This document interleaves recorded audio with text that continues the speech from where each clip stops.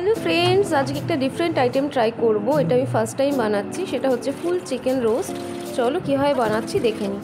এই জন্য 1 কেজি ওজনের একটা মুরগি নিয়েছি।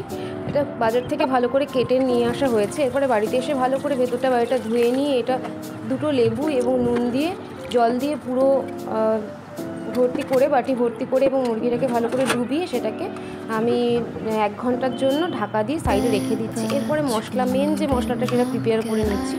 তার জন্য টক দই, সর্ষের তেল, শুকনো লঙ্কা এবং কাশ্মীরি লঙ্কার গুঁড়ো একটু বেশি লাগবে, না হলে কালারটা ঠিক আসবে না এবং খেতেও টেস্টটা হবে না। আমরা এমনিতে শুকনো লঙ্কাটা একটু কমই খাই, কিন্তু এই আইটেমে এটা ব্যবহার করতে হবে।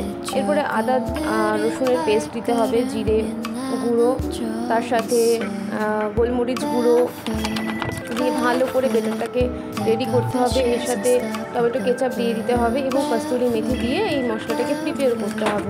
এরপরে ভালো করে একটা সাইডে রেখে দিতে হবে। এরপরে 1 ঘন্টা আগে যে ভিজিয়ে রেখেছিলাম চিকেনটা, সেটা ভালো করে ওয়াশ করে নিতে হবে এবং এভাবে কাট লাগাতে হবে কয়েকটা, তাহলে মশলাগুলো ভালো করে ভেতরে ঢুকবে এবং খেতে টেস্ট হবে। এরপরে দেখো এভাবে ভালো করে মশলাটাকে হাত দিয়েই মাখিয়ে নিতে হবে পুরো চিকেনটার গায়ে খুব ভালো করে। 1 কেজি ওজনের যদি চিকেন নাও, এটা 3 জন তোমরা খুব ভালোভাবে মেন কোর্স হিসেবে খেতে পারবে।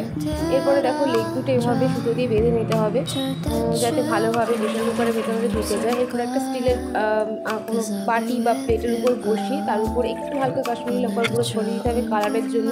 এরপর প্রেশার কুকারের মধ্যে অল্প পরিমাণে জল দিয়ে স্ট্যান্ড বসিয়ে প্লেটটা দিয়ে দিতে হবে এবং প্রেশার কুকারে সিটি খুলে এটা 40 থেকে 35 মিনিট হতে দিতে হবে, তাহলেই মেনলি হয়ে যাবে।